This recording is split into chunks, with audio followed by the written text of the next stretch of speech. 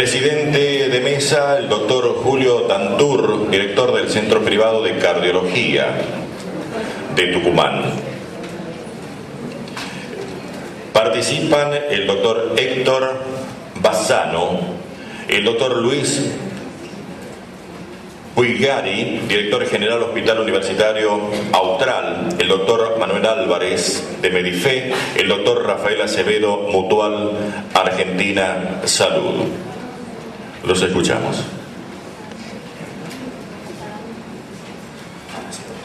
Buenas tardes a todos.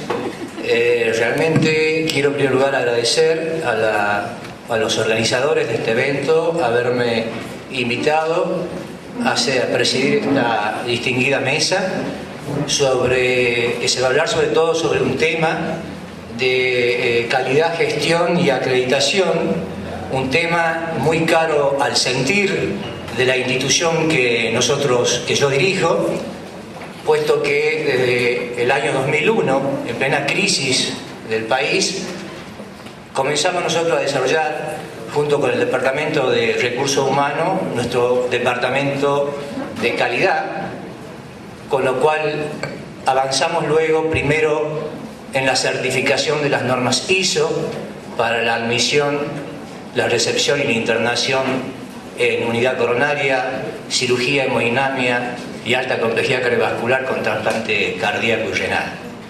Luego, con el apoyo de la Asociación de Clínicas y del CIRCAN, con el doctor José María Paganini, que esperaba estar hoy en la mesa, avanzamos y acreditamos en las normas SENA.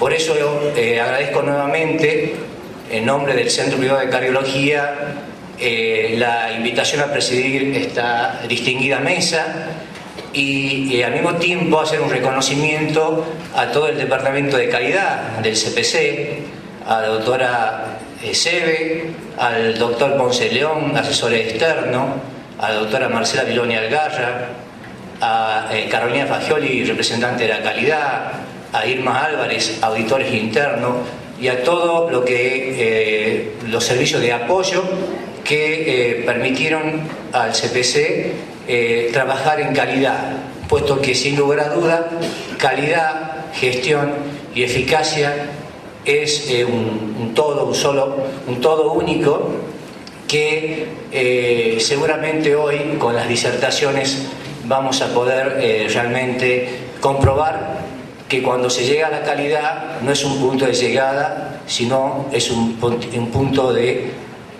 comienzo, de seguir manteniendo la calidad en forma continua.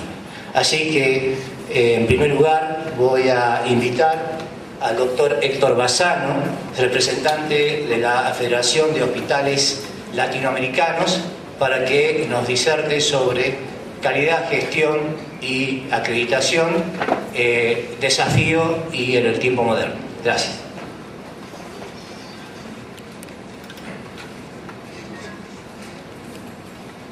Bueno, buenas tardes a todos. Esperamos que estén bien, que los podamos motivar para que no se duerman.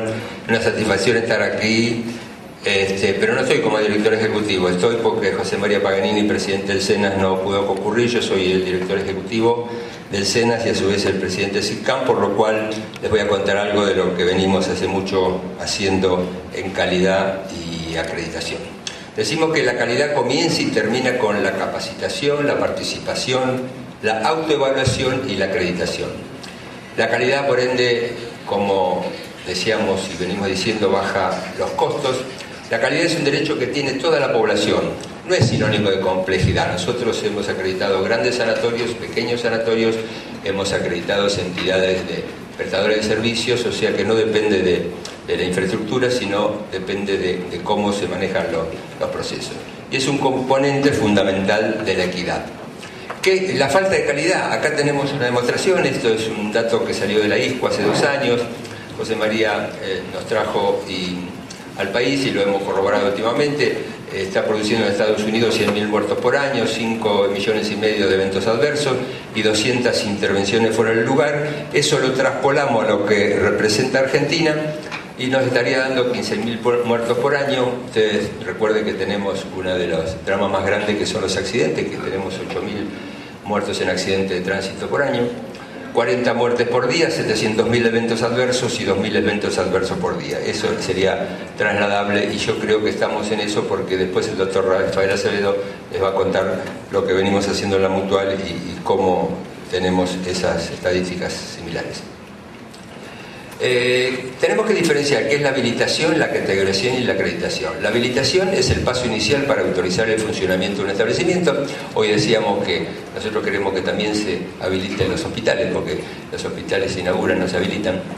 La categorización es la clasificación que le permite determinar las prestaciones que está en condiciones de realizar, y la acreditación conduce al mejoramiento de la calidad de la atención, y decimos una de las definiciones de acreditación, que es el proceso de evaluación de los establecimientos asistenciales, voluntario, periódico y reservado, que tiende a promover la calidad de la atención a través de estándares previamente aceptados.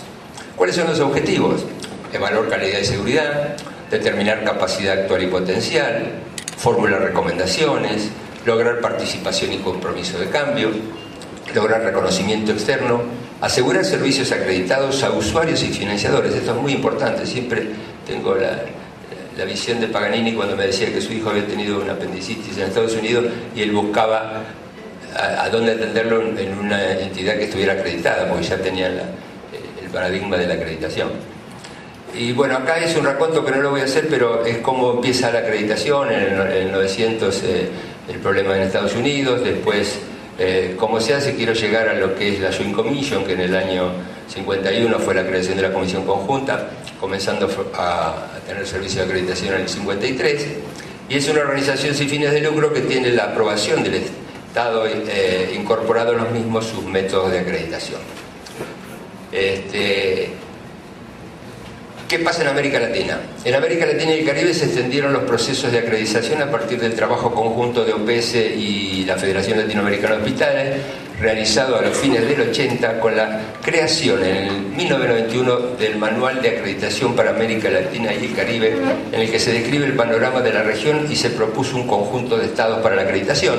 En ese momento firma el prólogo de este libro tan importante para todo lo que es la acreditación de América Latina y el Caribe el doctor Carlay Guerra de Macedo, que era el director de OPS, y Norberto La Roca, que ya era el presidente de la Federación Latinoamericana de Hospitales, y trabajamos denodadamente. Me acuerdo en esa época que Paganini estaba en Washington y nosotros estamos y seguimos estando en la Federación Latinoamericana. El convenio de cooperación que teníamos, trabajamos conjuntamente con Norberto para hacer este manual, que después se distribuyó por toda América Latina y fue la base de todos los procesos de acreditación que tenemos en este momento en el área. Tenemos un antecedente en Argentina. Nosotros habíamos comenzado en el Distrito Quinto de Fecliva en los años 80. Acá le tenemos el doctor del Hospital Austral, que está en el Distrito Quinto. Ya, doctor, en esa época habíamos comenzado con la acreditación en ese distrito. Se creó la CONCAM, que era una comisión mixta, que estaba compuesta por Confeclisa, la COPRA, el Instituto de Jubilados.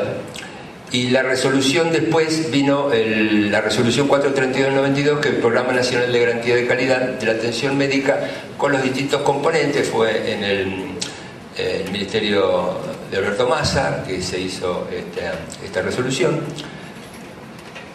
con todos los componentes que aquí ven, de calidad, de recursos, de evaluación y cooperación técnica y capacitación. En el 93 deja de funcionar la CONCAM, en el 94 se crea la ITAES, porque la CONCAM no fue casual, fue un hecho político que tuvimos que dejarla, pero bueno, no vale el hecho de esta tarde para comentarla porque fue. Y ya en el 95 empezamos en la Facultad de Medicina de la Universidad Nacional de La Plata con el profesor Fassi Lavalle y con el regreso de Paganini al país, a trabajar en procesos de calidad, dando inicio a la Declaración de La Plata, lo que luego será la CICAM, que después definimos en el 96 el manual y los procesos de autoevaluación, y la personalidad jurídica de 1999, que tengo el honor de presidir desde esa época a la CICAM, y que participan entidades como FECLIVA, FEMEVA, FEMECON, ACLIFE, Agremiación Médica Platense, ACLIVA 1, que son los médicos, FABA, todos el grupo que estamos acá presentes hoy y que hemos participado en esta epopeya que fue crear esta entidad, que fue el germen de toda la acreditación que tenemos en este momento. Una comisión asesora con el IOMA, el Ministerio de la Provincia, el Colegio de Médicos y la Facultad de Medicina, y es así como les cuento qué es la SICAM y qué es el SENA. La Comisión Interinstitucional para el Desarrollo de la Calidad de la Atención Médica tiene un programa de autoevaluación. Esta evaluación tiene como base el fortalecimiento de la cooperación y el trabajo en equipo en busca de resultados, genera el sentido de pertenencia a la institución, evita sentimientos negativos de personas ajenas al establecimiento, contribuye a mejorar la comprensión por el personal de los factores responsables de la calidad, establece una retroalimentación más sólida entre el personal para la modificación y elaboración de nuevos estándares, acentúa el carácter docente del proceso de evaluación y una búsqueda de cambio permanente en la cultura institucional en donde se prestigia la calidad y la eficiencia. Acá en Tucumán saben muy bien esto, tenemos 8 entidades acreditadas, o sea que han trabajado denodadamente en esto y el esfuerzo saben que no es poco, pero la importancia de ese grupo que comienza con la gestión. Se propone una estructura de este proceso a través de la definición de 12 pasos. El primero es la decisión política del establecimiento, cosa fundamental, porque el problema más grande que tenemos nosotros es que los dueños de establecimientos no querían, porque decían que era un gasto y que era un costo, que no iba a tener frutos. Bueno, una vez convencidos, formamos el grupo de evaluación interna, creemos que ese grupo de evaluación estén todos, el personal médico, paramédico, enfermero, administrativos y por supuesto los responsables del establecimiento. Los que más siempre nos costaron es que ingresaran los médicos a este programa. Ahí le damos el primer certificado. Después hacíamos una asesoría y un feedback entre la SICAM y la entidad. Llegamos al certificado 2 donde estaban los formularios finalizados, después certificado 3 con el análisis de la información y el juicio valorativo interno, un cuarto certificado con el juicio nuestro valorativo externo y terminamos con el certificado 5 ya con el programa estratégico para la mejoría de la calidad. Esto no es una cosa simple, porque cuando comenzamos venían amigos y nos decían, dame el manualcito que te lo lleno y te lo devuelvo. No, esto, todo lo que ustedes hicieron saben los años de esfuerzo y acá las chicas conocen bien lo que es eso, ¿no es cierto? Cómo nos costó y cómo no. Pero lo bueno y lo lindo y hemos tenido algunas fines y como me acuerdo siempre esa enfermera que pensábamos que era la que se ponía en la contra y se vino de punto en blanco porque era la que más había asumido la responsabilidad. Eso no me lo olvido nunca más, esa experiencia acá en Tucumán. Bueno, tenemos establecimientos de evaluación según los niveles, son todos estos establecimientos, 200 establecimientos, cosa muy importante. Y la experiencia de estos años, con la participación en el programa de APEC, cerca de 200 establecimientos, hemos renovado el programa en base a objetivos de la SICAM, reforzar el apoyo a las instituciones de salud de la provincia para la autoevaluación y la definición de un plan estratégico para la calidad. Y lo que es importante, ahora incorporamos un nuevo desafío para el establecimiento, que es identificar, documentar, analizar, implementar y perfeccionar los procesos críticos. Por lo menos le exigimos a quienes entran en el programa de autoevaluación participativa estructurado para la calidad, la evaluación y el proceso de 2 procesos voluntarios y 2 procesos que nosotros les imponemos para que lo hagan. Cosa también difícil, clínicas ya acreditadas les ha costado un poco hacer esta certificación de procesos, pero que también después les voy a contar por qué lo hacen con ganas, porque tienen después una cosa positiva. Y bueno, el SENAS, como todos sabemos, es el Centro Especializado para la Normalización y la Acreditación en Salud. Salió también por la gestión de muchas entidades que participamos en la creación, vino después de la SICAM.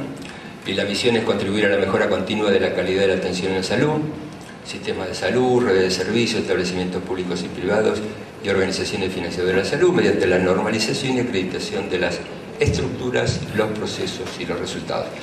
En el manual se destacan los valores de las instituciones participantes, sobre todo la equidad, la accesibilidad, la solidaridad y la calidad para todos. El nuevo manual que hicimos a fines del año pasado cuenta en este momento con 602 estándares. Un estándar es el requisito mínimo aceptable que señala claramente el comportamiento esperado o deseado, actúa como un modelo, criterio, regla de medida y son utilizadas como guías para evaluar el funcionamiento y lograr el mejoramiento continuo de los servicios, y requieren ser establecidos con el fin de contar con una referencia que permite identificar oportunamente las variaciones presentadas y aplicar medidas correctivas. Los estándares se definen en 8 áreas: dirección y conducción, gestión de recursos humanos, sistema de información, diagnóstico y tratamiento, áreas de apoyo, atención del paciente, seguridad del paciente, familia y personal. Esto es lo que hemos agregado últimamente en el manual. y los derechos del paciente y su familia, que también fueron agregados en el último manual. Establecimientos en programas de acreditación tenemos 124, acá ven todas las provincias y todos los que tenemos en proceso. Y a día de hoy acreditados tenemos 39 establecimientos, 19 en la provincia de Buenos Aires, 8 en Misiones, acá está mal, Entre Ríos son 3, no es 1, provincia de Tucumán 8 y provincia de San Juan 3. ¿Qué beneficios se tiene con la acreditación? Bueno, primero participar en un proceso de desarrollo progresivo y continuo de gestión integral de calidad. Para mí no es solamente gestión integral de calidad. Yo he hablado con todos quienes han accedido a la acreditación y es la gestión integral de establecimiento. Hemos aprendido a gestionar. Quienes creíamos que sabíamos todo, nos damos cuenta que a través de los programas estos de acreditación gestionamos mucho mejor nuestros establecimientos. Utilizar el manual como acreditación capacitante, ofrecer a la población y a los usuarios la certificación de pares sobre la calidad de la atención. Esto es muy importante, la referencia que hacía hoy de Paganini, que llega un momento que todo el mundo van a querer internarse y estar en una clínica acreditada, e integrar una red acreditada de calidad. ¿Qué nuevo énfasis pusimos en el 2009, 2011, o sea, no es 2010? La promoción de la calidad, nuevos cursos de capacitación en liderazgo para la autoevaluación y la gestión de calidad, muy importante. Estamos generando recursos humanos al respecto, no solo en la Facultad de Medicina de la Universidad de La Plata, donde estamos radicados desde que comenzó esta actividad, sino en toda la provincia de Buenos Aires y en el resto del país estamos haciendo cursos de capacitadores. Los cursos son actividades teórico-prácticas de 140 horas, donde se analiza la autoevaluación, la acreditación y la gestión de calidad. Acá, como ustedes han visto, la autoevaluación y la acreditación es algo que se hace en conjunto. Nosotros, la provincia de Buenos Aires, primero tienen que estar autoevaluado y certificado procesos y después recién puede ingresar en la acreditación. Hemos diseñado el nuevo manual de acreditación con énfasis en indicadores de resultados de seguridad del paciente, lo que decía antes. En un inicio del proceso de renovación de la acreditación tenemos actualmente 5 clínicas reacreditadas, una reacreditada por segunda vez, cosa que muestra ya el proceso que venimos haciendo. El manual de acreditación de establecimientos ambulatorios, y esa clínica que se reacreditó por segunda vez fue por un solo año. ¿Saben por qué? Porque relajó la seguridad. Se creyó que ya al estar acreditada no teníamos problemas. Entonces, cuando fuimos a evaluarlo para la segunda reacreditación, le tuvimos que dar por un año porque no había cumplido todas las pautas y reconoció de que había relajado la ecuación de los estándares para poder seguir reacreditándose. Estamos desarrollando el manual de acreditación de establecimiento ambulatorio, no, lo tenemos listo, no está desarrollado. Tenemos un programa de promoción de redes de atención público-privada, en 3 etapas: capacitación, autoevaluación de redes y acreditación de redes. El programa de redes aplicado a los municipios, este es un sistema municipal de atención integral de la salud, el CIMAIS, ya lo estuvimos hablando con el doctor Musim Berazategui, hay otro municipio como el de Pilar que estamos prestos a desarrollarlo. Programa de redes aplicado a provincias, un sistema provincial de atención integral de la salud, que es como el municipal, pero nada más que para la provincia. Y el manual de evaluación de consultorios odontológicos, que también lo tenemos terminado con la Federación Odontológica de la Provincia de Buenos Aires, que también es miembro de la CICAM. El manual de acreditación de instituciones financiadoras de la salud, muy importante. Ya hay una entidad del conurbano que es FEMECON, que es su obra social, que está ya aplicando el manual de acreditación de un financiador. Y en Buenos Aires hemos logrado, en base a esto, aranceles superiores para acreditar. Nosotros tenemos en este momento 24 obras sociales en el cual se le reconoce la categoría superior. En Buenos Aires tenemos 4 categorías, de la primera a la segunda, segunda a la tercera, tercera a la cuarta. Entonces se le reconoce a la clínica que está acreditada el arancel de la categoría superior, y a la cuarta categoría, que es la superior, un 7% más. Son 24 obras sociales que tenemos. Y antes de decirle muchas gracias, es otro logro que tuvimos a partir del 1 de mayo de este año. La obra social provincial más importante, 1.800.000 afiliados de la provincia de Buenos Aires, nos reconoce a las clínicas acreditadas un 5%, que es mucha plata para las clínicas que están acreditadas. Así que esperemos que acá en la provincia también cumpla con ese objetivo, y creemos que es muy importante.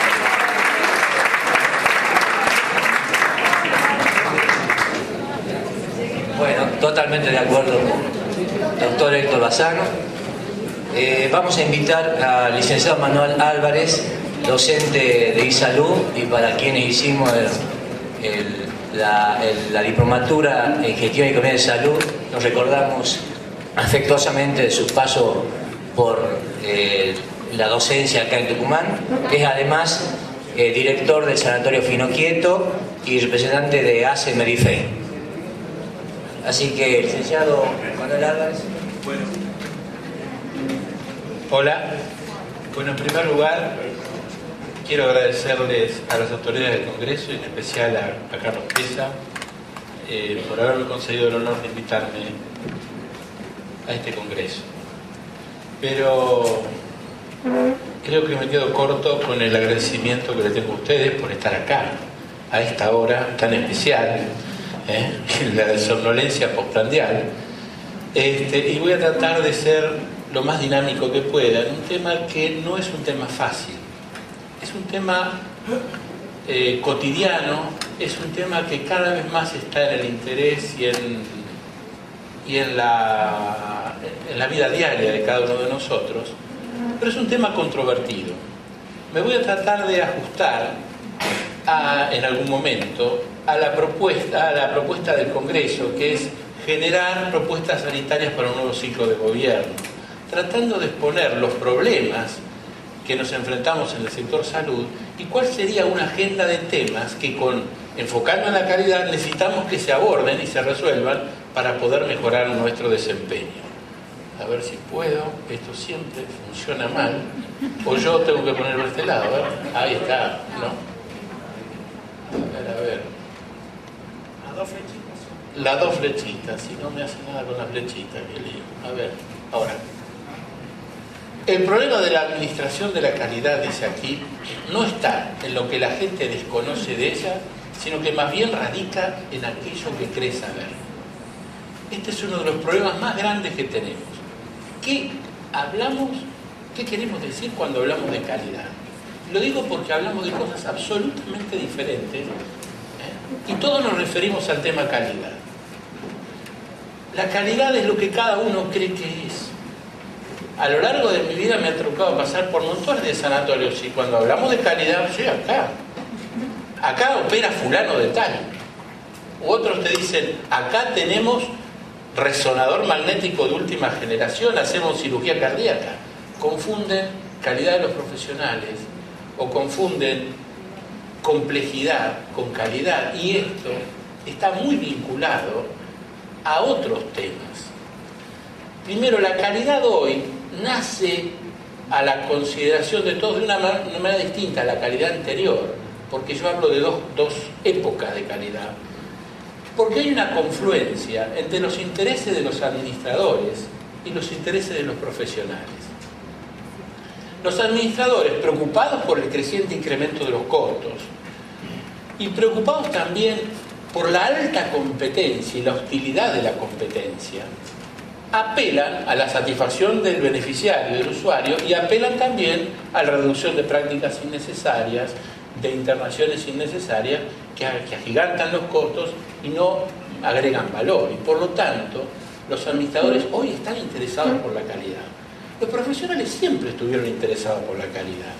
La revisión de casos, los ateneos, la recorrida de sala, los congresos, ha sido un acicate permanente para la mejora de la práctica médica y la calidad asistencial. Ahora, cuando nosotros estamos hoy hablando de calidad, esa confluencia que ayuda a que el tema esté en el tapete y que mejora, genera dos enfoques bastante diferentes. El primero de ellos, vamos a ver si puedo, es que nosotros estamos trabajando desde una idea de calidad que viene del campo empresarial, donde tampoco hay un solo enfoque. En el campo empresarial, fundamentalmente lo que está más en boga son los criterios basados en calidad como gestión y, como decía hoy, la calidad total. Sin embargo, todavía siguen, y van a seguir para siempre, criterios basados en el juicio. Calidad es excelencia, hago un producto de extrema calidad, tiene todas las especificaciones necesarias, tiene durabilidad, tiene fiabilidad, tiene adaptabilidad, es un producto de extrema calidad. O criterios basados en el calidad es valor, quiere decir, aquello que el cliente aprecia lo tiene en un grado mayor. O criterios basados en la producción, conformidad con las especificaciones, o criterios basados en los usuarios. Calidad es superar las expectativas de los clientes, usuarios, pacientes. Y la verdad que son enfoques diferentes, cada uno es un enfoque diferente. Sumado a eso, hay otro tema que lo escuchaba recién a Héctor y me quedaba preocupado, porque en realidad hay muchos enfoques. Yo puedo decir, para producir calidad tengo un enfoque externo y un enfoque interno. El enfoque externo es el de la certificación y el de la acreditación. Y el enfoque interno es el del interior de las organizaciones y de uno mismo, que es el enfoque para mejorar lo que hago. Si no está este primero, todo lo siguiente no sirve. No sirve la acreditación, no sirve la certificación, si adentro de la organización no mejora. Y esto está ligado a la cultura. Una cultura de compromiso con hacer las cosas bien y mejorar es lo que mejora la calidad más. Entonces, uno trata, obviamente si están en organizaciones más rectoras, trata de promover la calidad a través de la certificación, a través de la acreditación, pero en el fondo, adentro de los servicios, adentro de las instituciones, tiene que haber una cultura de hacer las cosas bien, una preocupación por la mejora. Y esto es muy importante, es muy cultural. Y vamos a llegar después a los temas de la medicina, podamos trabajar en esto. Calidad, se dice que un servicio es de calidad cuando satisface las necesidades efectivas del cliente o usuario en función de parámetros como seguridad, fiabilidad o servicio, que es la medida que el fabricante y el distribuidor responden en caso de fallos del mismo. La Asociación Americana de Calidad la define como un conjunto de características de un producto, proceso o servicio que le confieren su aptitud para satisfacer las necesidades del usuario o cliente. Y a lo largo de estos, que son los enfoques empresariales, vemos que ha habido a lo largo del tiempo una línea que comienza con la calidad mediante la inspección, allá en las épocas de Taylor y Fayol, hacia el control estadístico de calidad, que vino posteriormente, allá por los 30 a los 50, después vino el QA y el aseguramiento de la calidad, y ahora la calidad como estrategia competitiva, como cómo ganan los usuarios a través de la calidad. Y esto de alguna forma marca el campo empresarial. Pero hay tantos enfoques y tantas formas de ver la calidad que en general nadie sabe qué es calidad hoy. Antes calidad era, por ejemplo, mi mamá decía, tenés que ir a comprar Sancor. La leche Sancor es de calidad. Ahora resulta que vas a comprar leche Sancor y no sabés de quién es, porque el envase, el constituyente de envase es la limusina. Entonces, ¿hoy qué es la calidad? No sé. La calidad, dice alguno, no sé lo que es la calidad, pero cuando la hay la percibo. Otros dicen, la calidad son las cosas desde la primera vez. Otros, la calidad es cosa de todos, no de uno solo. La calidad no se controla, se produce. La calidad es gratis, una cosa que también puede discutir. Y el cliente siempre tiene razón, una cosa que más voy a discutir. Porque no son verdad estas cosas necesariamente. En algunos casos son verdad y en otros no. Pero ¿por qué recurrimos a aforismos? Porque no está claro exactamente qué es calidad cuando hablamos de calidad. Y aquí el problema en salud. Porque acá se están produciendo muchos cambios. ¿Cómo evolucionó el concepto de calidad en salud? Bueno, los cambios que tienen que ver con la calidad vienen desde varios puntos. Uno es la evolución del pensamiento ético profesional. La medicina, como la calidad, se desarrollan dentro de una sociedad que tiene valores, que tiene principios morales. En la medida que la sociedad acepta y promueve cambios en esos juicios, cambia también el ejercicio de la medicina y el concepto de qué es calidad. Yo voy a hablar de dos calidades: la vieja calidad y la nueva calidad. Están basadas las dos calidades en tres conceptos. Un concepto de verdad. La calidad en salud nace de una verdad. Otro concepto es de responsabilidad intelectual. Y otro concepto que es racionalidad. En estos tres conceptos se basa la antigua y la nueva ética de la calidad. Entonces, la autoridad del médico por el ejercicio de su ciencia, una ciencia que dominaba completamente, en un campo donde tenía una ciencia sacralizada, por otro lado, una ciencia que dominaba, digamos, el conocimiento desde una no refutación, y que termina cuando Einstein dice, miren, el principio de Newton, tanto como mi teoría, la ley de Newton como mi teoría, son en realidad saberes conjeturales. Y por lo tanto, son verdades relativas, son aproximaciones a la verdad, son refutables. La ciencia comienza a entender que es refutable, que no es sagrada, que se puede discutir. Y la medicina también. La medicina siempre fue refutable. Siempre cambió. Sin embargo, el médico la ejercía desde un dominio completo y decía, esto es lo que dice la ciencia. Autoridad. La autoridad cambió. El valor que tiene la autoridad hoy no es el que tenía hace 50 años. Y también cambió el respeto por la ciencia. La ciencia que tenemos hoy es una ciencia muchísimo más humilde que la ciencia de hace 50 años. Hoy aprendimos que la ciencia no sabe todo y que tenemos algo mucho más importante, que lo vamos a ver después, es el tema de la cientificidad de la medicina. Pero más allá de eso, la ciencia no solamente es refutable, sino que la ciencia es un camino de aproximaciones y retrocesos. Hoy estamos, antes el saber médico y el problema de la calidad de la medicina era el no saber. Si un médico sabe, es de buena calidad. Hoy sigue siendo el saber, pero en gran medida la nueva ética y la nueva calidad habla del saber que no se sabe, del peligro del saber. Cuando yo hoy puedo clonar o puedo generar fecundación in vitro, yo puedo hacer un montón de cosas, pero no sé las consecuencias. El peligro del saber es muy importante y genera una nueva ética y una nueva calidad. Y otro tema que aparece es la refutación de la autoridad por parte de la gente común. La gente común hoy participa muchísimo más y discute. La nueva ética y la nueva calidad debe entender que debe aceptar que le discutan.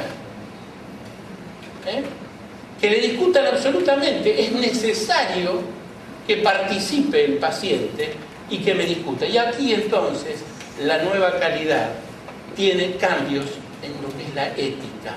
Ya no es la ética del Señor que sabe todo, sino la ética del Señor que no sabe todo y que sabe que no sabe todo y que lo que sabe que puede ser peligroso para el paciente. De alguna forma, don Avidian lo dice cuando hay que lograr un equilibrio entre beneficios y peligros en la medicina para lograr una medicina de calidad. El otro tema es el cuestionamiento a la cientificidad y la eficacia de la medicina. Y estos son caminos diferentes. Una cosa es ser científico y otra cosa es ser eficaz. Otra cosa, la eficacia de la medicina, como la capacidad de hacer que promover mejoras en la salud, haciendo un uso adecuado de la técnica y de la ciencia, esa eficacia en la medicina no es lo que se discute. Y esto es lo que hace a la calidad. Puede ser más científico o menos científico, lo que importa es que los científicos se refuten y se comprueben y que haya eficacia. El cuestionamiento sobre la cientificidad ya lo sabemos. Ahora, la eficacia en la medicina tiene que ser lo importante, lo que manda. Y el otro tema que tenemos, que a partir de la segunda mitad del siglo XX apareció el tema de los costos en salud. Los costos que crecieron, y hoy tenemos una mayor necesidad de limitar los costos para el bien hacer, de racionalizar. Y acá hay dos preguntas importantes. ¿Qué puedo obtener por un costo? ¿Qué prestaciones por un mismo costo puedo hacer? Y también, un mismo procedimiento, ¿cuántos costos puede tener? En la primera, con con un costo, qué prestaciones distintas se pueden hacer, es un problema de elección entre posibilidades diferentes. ¿A qué dedico la plata? Y la segunda es la racionalidad del gasto. ¿Cómo gasto en hacer esto? Si gasto de más o gasto de menos haciendo el mismo procedimiento. Entonces, costo-beneficio. Por lo tanto, en una prestación. Por lo tanto, aquí el tema de los costos lo ha convertido al médico en un administrador hoy de costos, que antes esto no tenía cabida en el manejo del tema calidad. La calidad era independiente de los costos. Hoy la calidad no es independiente de los costos. Y los cambios que afectan a la práctica de la medicina, ustedes lo saben, la privacidad. Ahora se meten los auditores, se meten los gerentes, se meten un montón de cosas en información médica. Hoy aparecen, además, cambios de un consumidor muchísimo más informado. Aparecen, además, otros profesionales que se meten en la medicina, en los comités de bioética. Hay filósofos, hay teólogos. Ustedes lo habrán visto. Entonces, y opinan, y se discute. Y me parece bárbaro. Pero ya no es un campo estrictamente médico el comité de bioética, y otros campos también. La salud es un tema de equipo. Y esto afecta a la práctica de la medicina, que es un territorio dominado por médicos.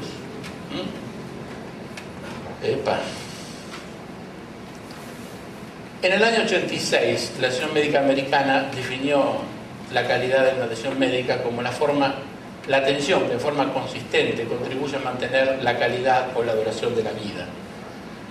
Esta definición me pareció muy importante, pero nosotros, yo estuve muchísimos años en el hospital privado de comunidad, más de 23 años, usamos esta aproximación. ¿Cómo identificar la calidad en la atención médica? Son 8 puntos. La primera, producir la mejoría óptima en el estado fisiológico del paciente en el momento más temprano que sea posible. La segunda, enfatizar la promoción de la salud y la prevención o temprana detección de la enfermedad. La tercera, ser suministrada en forma adecuada, sin demoras indebidas y sin una innecesaria prolongación de la atención. Debe buscar obtener la cooperación en la atención. Debe basarse en principios sentados en las ciencias médicas y el uso eficaz de la tecnología. Debe ser sensible a la tensión y ansiedad que la enfermedad puede provocar. Debe utilizarse la tecnología y otros recursos de forma eficiente y debe estar bien documentada sobre la historia clínica del paciente. Estos 8 puntos definen la calidad de forma más práctica y nos permiten entender cuándo un procedimiento es de mayor calidad o no. Aquí este tema ya lo vimos, el tema de la certificación y la acreditación, que son importantes en la medida que se cumple el de abajo, en la medida que adentro haya cultura de la calidad. Y aquí les voy a poner claro. Yo he participado, he sido director de instituciones donde no había una cultura de hacer reportes sobre los eventos adversos. Entonces, cuando llegaba el certificador de las ISO, unos días antes estaban todos llenando papelitos para presentar. ¿O no lo vieron ustedes eso alguna vez? ¿Sirve de algo? Si no hay una cultura, ¿sirve de algo tener los papelitos para certificar? Yo tengo ISO 9000, nosotros también tenemos ISO 9000, y sabés que me peleé muchísimo. Porque no había cultura de certificar, de comprobar y de hacer las cosas como mandan las normas siquiera.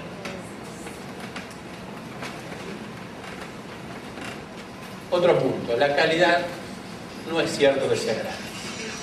Es una obligación la calidad. La calidad la debemos a la gente. No podemos no tener calidad. La mejor calidad. Pero la calidad requiere inversión. Tiene costos. ¿O no? ¿Por qué le pagan más a los que tienen calidad? Porque también asumen más costos. Empecemos por enfermería. ¿Cuántas enfermeras, cuántas horas de enfermería por paciente de acuerdo a los cuidados, la intensidad de los cuidados que requiere el mismo, el grado de dependencia? ¿Alguno lo estudia? Si yo tengo una enfermera cada 10 camas o tengo una enfermera cada 4 camas, voy a tener diferente calidad, déjenme, no me jodan. Entonces, si yo digo, no voy a medir eso, las enfermeras son enfermeras profesionales. Ahora, son más caras. Ahora, si pongo más enfermeras, no me dan los costos, y no me dan los costos. Entonces, seamos claros, necesitamos tener un objetivo claro. Acá tenemos un problema. No es que no lo tenemos, porque no lo medimos. Los problemas están, requiere inversión, tiene costo. Documentar también tiene costo. Ahora, no podemos probar con la no calidad. Tenemos que trabajar para la calidad. Ahora voy a ir al punto clave, porque creo que ya estoy acercándome al final.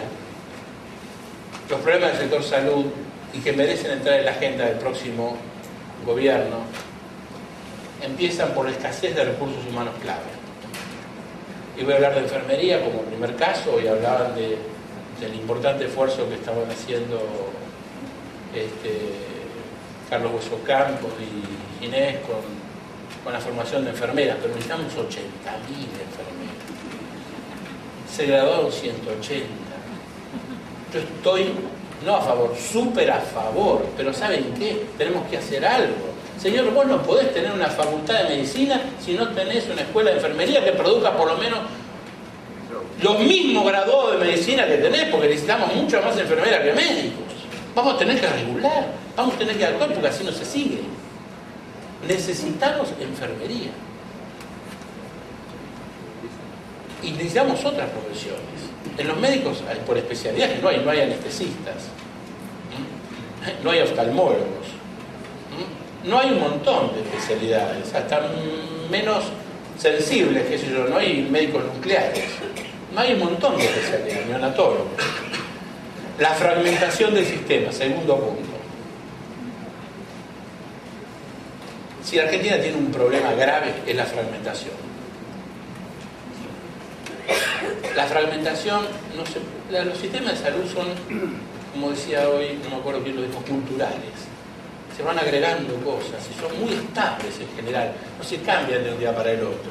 Cambiarlo requiere todo un consenso social y un esfuerzo económico impresionante. No estamos en ese plan. Sí, de mejoras graduales, pero aquí necesitamos integrar el sistema. Integrarlo desde todos los puntos de vista. Estadísticamente, redes, políticas. Tiene que haber una concepción integral del sistema. Yo sé que muchos de ustedes dicen, yo estoy trabajando para esto hace 20 años, es muy difícil. Sí, lo sé que es difícil, pero ¿saben qué? No tenemos otro camino. Esto tiene que ser, digamos, el objetivo número 1, integrar el sistema de salud. Hay un estudio muy interesante de Harvard que analiza la calidad de los sistemas de salud del mundo y dice que los sistemas no son mejores y peores porque tengan un único pagador, sean totalmente públicos, sean de mercado, que son mucho peores cuando están fragmentados. Cuando más fragmentación, peores resultados. Insuficiencia de recursos económicos. Bueno, aquí voy a hablar de dos cosas. Primero, de la fuente de financiamiento. Creo que el tema PAMI merece una atención especial. Tener un instituto de jubilados que tiene a su cargo la salud de las personas que tienen más de 60 años o que tuvieron la jubilación, 65 años, donde haya aportado durante su vida 1 de cada 2, o sea, la mitad no aportó nunca, o no aportó lo necesario, y que lo tengan que bancar, y que encima diga que le sobra plata, y le presta plata al gobierno nacional. La verdad, lograr la atención de los jubilados con presupuesto exiguo, me hacen acordar a un amigo que los bautizó eso, el descubrimiento que logró Argentina, lo bautizó como la soja sanitaria. Dijo, si logramos vender el misterio de que podemos tener pan con este presupuesto y sobra plata y se la presta al gobierno nacional, vendámoselo a los europeos y ¿saben qué? Nos da más ingresos que la soja. Nos da más ingresos que la soja. No hay forma de entenderlo esto. Salvo que entendamos que pagan los valores de las prestaciones mucho menos de lo que cuestan. Entonces digamos, señores, acá tenemos un problema de insuficiencia de recursos económicos en alguna medida porque está ligado al salario también, eso aumenta las cargas sociales y demás. Y la verdad yo entiendo que eso debe cambiarse y debería pasar a rentas generales. Pero en otra medida también, porque no entendieron que la salud tiene costos y no se remunera la salud como se debe. Aquí el tema de la insuficiencia de recursos económicos.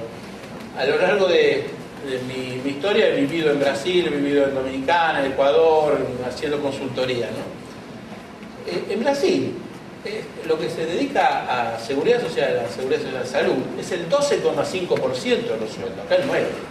En Colombia es el 12,5% de los sueldos, acá el 9%. Y tenemos un PMO mucho más grande.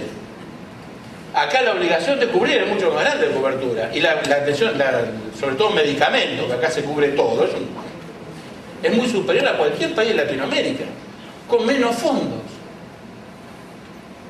Yo digo, señores, el sistema necesita tener médicos bien remunerados, necesita tener personal bien remunerado, si no, no puede funcionar, necesita más recursos. Entonces el tema de los recursos, ¿está el tiempo? Bueno, voy terminando. Escasez de información confiable, este es otro tema de calidad. Si no hay buena información, no hay calidad. Información que vaya al interior de las prestaciones médicas y falta de incentivos para mejorar la calidad. Y aquí me voy a ir a esta, y con esta voy a terminar. Esto que ven ustedes acá es Shamash, dios de los sumerios, que le está entregando a Hammurabi el código en las tablas de la ley 1670 años antes de Cristo. Esas tablas de la ley están ahí fotografiadas, todavía se conservan. En Babilonia estaban. Estas tablas de la ley contienen una serie de regulaciones, de las cuales hay una docena destinadas a la medicina. Y son muy interesantes y las quiero traer aquí. Una de ellas dice, la primera, que si un médico opera con bisturí de bronce a un paciente y el paciente pierde la vista o muere, el médico lo pagará de la siguiente forma. Si es un noble o un hombre libre, pierde la mano derecha, se le amputa.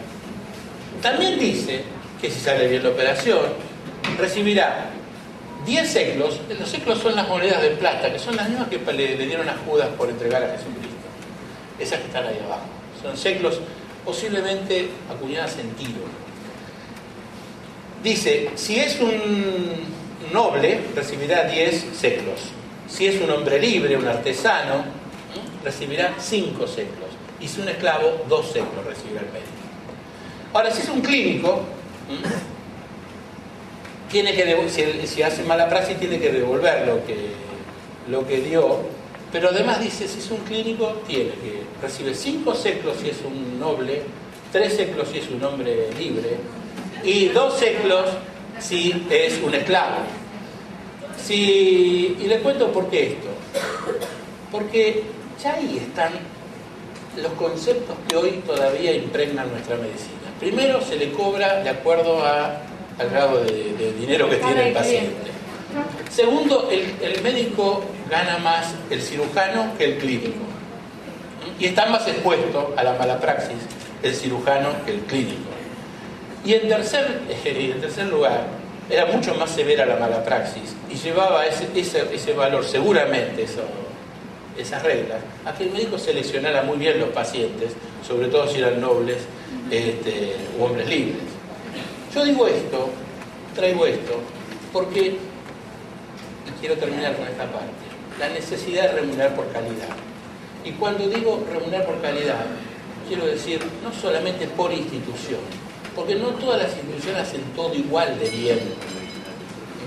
Algunas atienden muy bien una cosa y mal otra, sino por resultados médicos. Y acá voy a hacer un auditorio difícil para esto, pero hay tantos informes, tantos estudios que hablan de que el peor sistema para la calidad es el de pago por acto médico. hay tantos que yo no me voy acá a cansar ni a joderlos a ustedes diciéndole, miren, esto es así, agarren The Lancet, New England, cualquier publicación, revisen porque está lleno de publicaciones.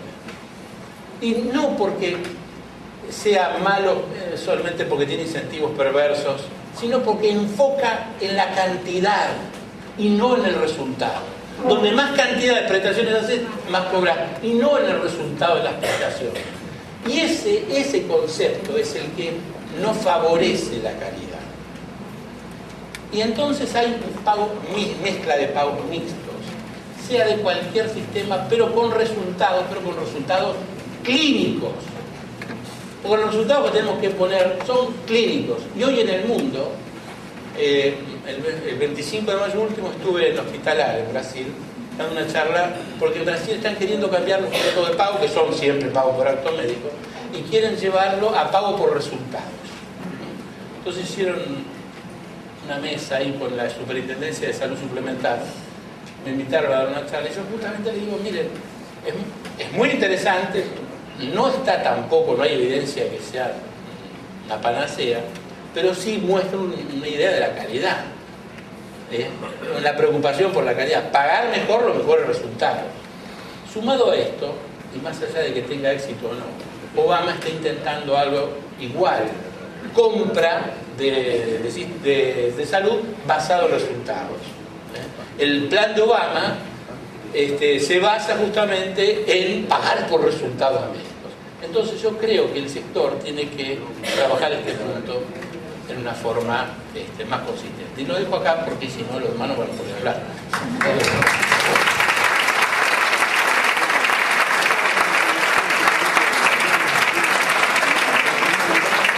Bueno, vamos a continuar con la exposición del doctor José Luis Puigari, director general del Hospital Universitario Austral de Buenos Aires, y que entre sus antecedentes tiene un posgrado en gestión en el Instituto de Salud en Harvard y posgrado de recursos humanos en Cornell University.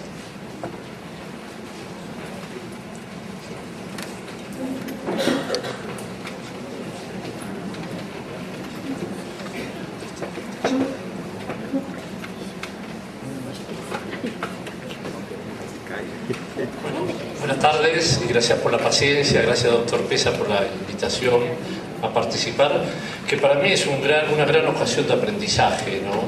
Y como ocasión de aprendizaje y además forma parte de una institución universitaria, voy a tratar de compartir con ustedes lo que es para nosotros un proceso de aprendizaje, que es esta circunstancia de estar viviendo la acreditación bajo la Joint Commission International, ¿no?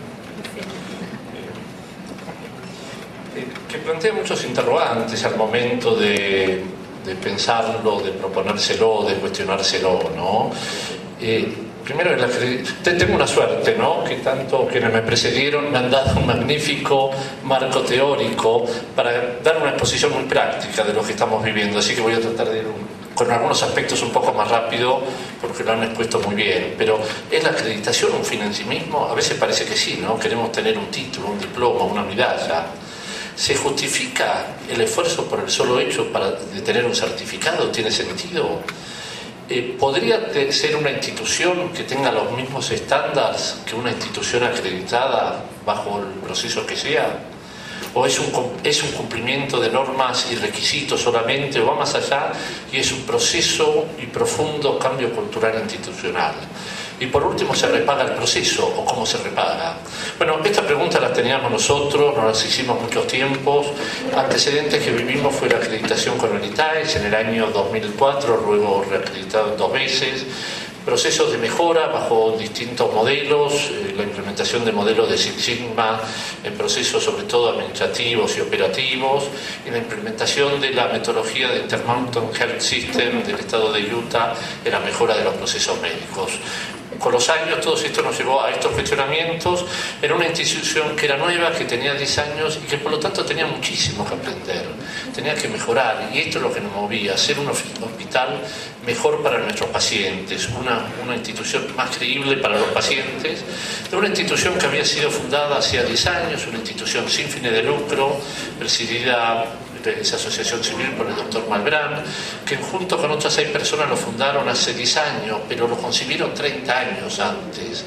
Esto también nos marca a nosotros un sello, ¿no? De estas 6 personas, 5 hoy o fueron miembros de la Academia Nacional de Medicina, 4 de ellos viven, 1 de ellos la preside. Entonces, era gente que la impronta de la calidad, y quizás no hablaron nunca de la Joint Commission, pero tenían un concepto de la calidad absolutamente profundo, que era parte de la raíz de su vida, ¿no?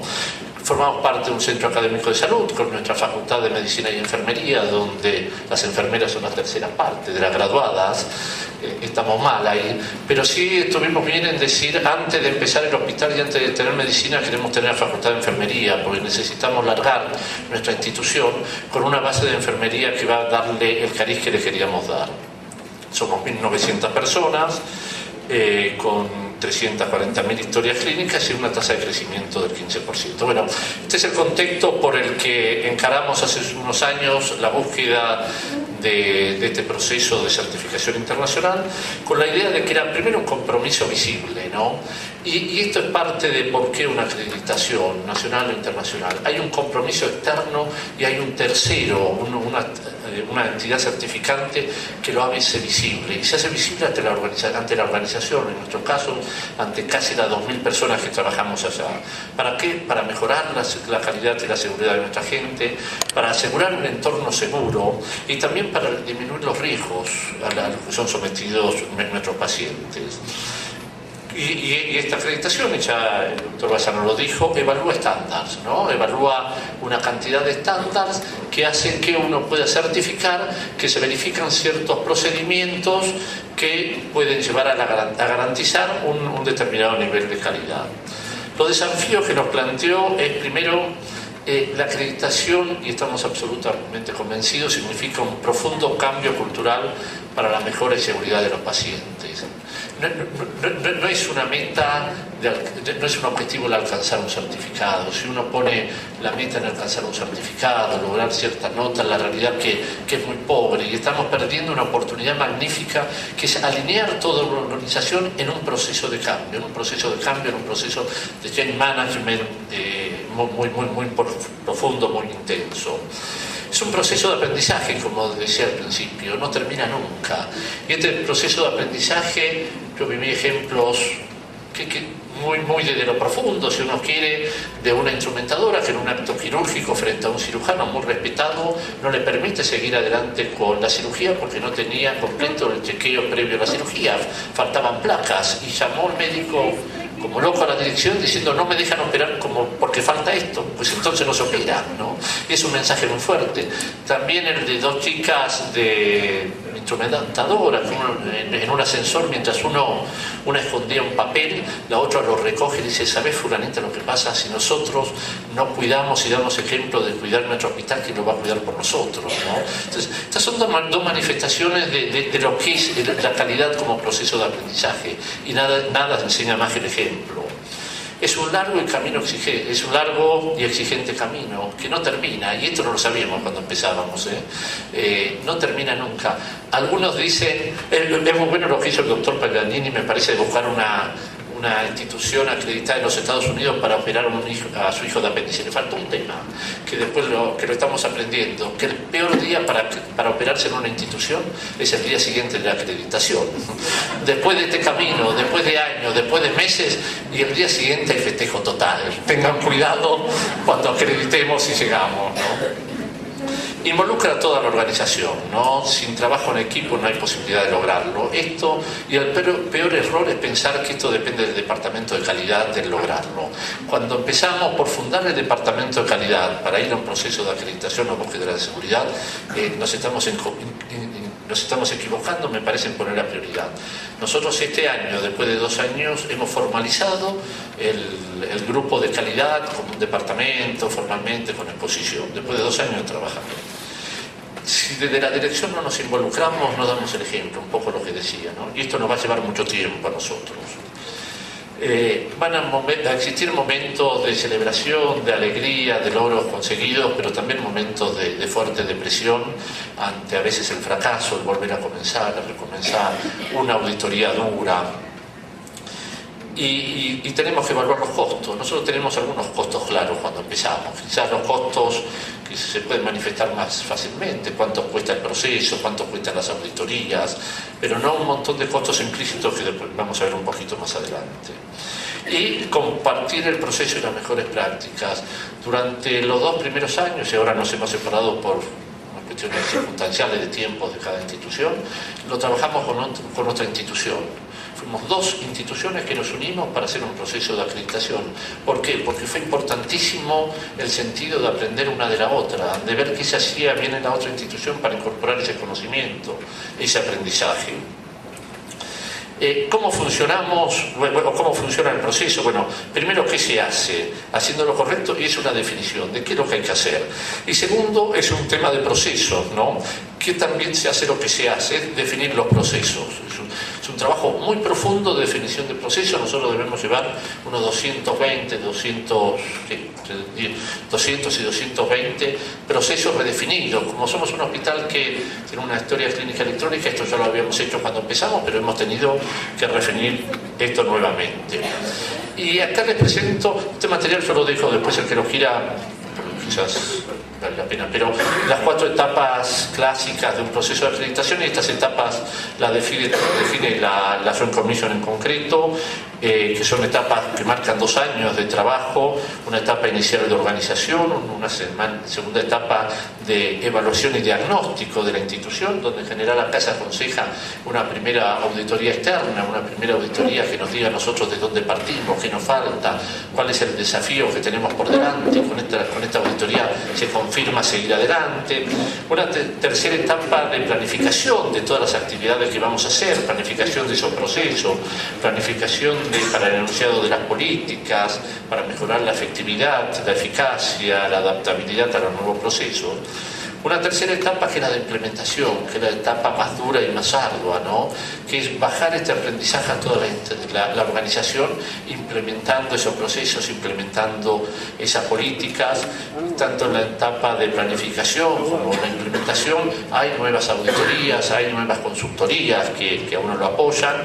Y luego, durante esta etapa de implementación, para la Joint Commission también está el MOOC, lo que es una simulación del proceso de acreditación. Se puede hacer o no hacer, el 20% de las instituciones no la hacen, quizás instituciones muy maduras, el 80% la suelen hacer, algunos con la propia Joint Commission, la mitad, la otra mitad la hacen con una institución independiente, ¿no? Y son auditorías no vinculantes. Y después viene finalmente el proceso de acreditación. Este es un proceso teórico de 2 años que a nosotros nos va a llevar 3 años. Estamos empezando el tercer año de trabajo. ¿Cómo nos organizamos? Desde la Dirección General creamos un comité de dirección del proyecto, formado por 4 o 5 directores de las instituciones, más el director, hoy el director del área de calidad, y abajo nuestro un líder del proyecto, es una persona full time dedicada al proceso de acreditación, unos referentes, que eran médicos de prestigio, referentes del proceso, y responsable de cada uno de los 13 capítulos que integran el proceso de acreditación. Esos 13 capítulos tienen unos 100 estándares cada uno, son en total unos 1.300 estándares. Luego los responsables del área y los equipos de trabajo. Con claras funciones cada uno, ¿no? Y acá hay que hacer un esfuerzo, y a nosotros nos costó encontrar este equilibrio de las decisiones estratégicas, las decisiones tácticas y operativas y las decisiones de proceso, ¿no? Cada uno de los grupos de los que habíamos hablado antes. Lo que hoy estamos viviendo, y esto lo vivimos también al final de cada uno de los años, es la necesidad de cambiar equipos, de oxigenar los equipos, de incorporar sangre nueva, gente nueva al proceso. Pocas personas tienen esto como una actividad única, la mayoría lo comparten con funciones médicas, con funciones asistenciales, con funciones de enfermería, con funciones gerenciales o funciones administrativas. Le saca tiempo a esas funciones, es un esfuerzo adicional. Entonces uno tiene que a veces reponer esas capacidades, esos tiempos, a veces tiene que correr personas, a veces determinadas personas pueden ser obstáculos para este cambio y hay que correrlos, a veces hay que identificar nuevos líderes y también, y eso es muy bueno, identificar gente más joven que nos ayude a llegar a la base de la pirámide. Partimos quizás con mucha gente gerencial, muchos médicos de prestigio, responsables de departamentos o de áreas. Hoy lo estamos trabajando en una etapa distinta, por ejemplo, con los jefes de residentes. Y la forma que llegamos a la base de la pirámide es totalmente distinta. Las realidades con las que llegamos es muy distinta. Los modelos de aprendizaje que hoy estamos implementando surgen por iniciativas de ellos a través de cuestionarios autoadministrados con su gente. Esto la realidad es que nos ha, en esta etapa, ayudado mucho. Bueno, esta es un poco la graficación de arriba, cómo se va abriendo el árbol de aprendizaje y el árbol de decisión. ¿Cuál fue el perfil de esta gente que fueron participando? Bueno, ese comité de dirección, éramos miembros de la dirección de la institución, presidida por el CEO, con mucha unidad de dirección. Acá compartimos mucha discusión, pero lo decidido era compartido por todos. Éramos los 5 miembros que defendíamos lo decidido. Con un seguimiento muy frecuente y periódico de la agenda. Tenemos una agenda semanal. Este comité se reunía semanalmente para dedicarse a estos tiempos, y en el caso mío personal requirió una dedicación del 20%, un día por semana desde hace 2 años, dedicado a seguir adelante este proceso. Los responsables de los capítulos, de esos 13 capítulos que después se los enumero, eran responsables funcionales, expertos funcionales.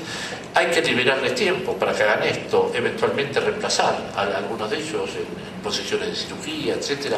Gente que salió 1 año de sus funciones, algunos de ellos totalmente, otros de ellos parcialmente, y dedicaron en promedio un 30%, algunos un poco menos y otros en algún momento determinado una dedicación full time. Por ejemplo, del equipo de anestesia, cuando se dedicaron a ciertas normas, y el subjefe de anestesia salió full time y se dedicó 4 meses a esto. Lo mismo con la jefa de farmacia en algún momento determinado.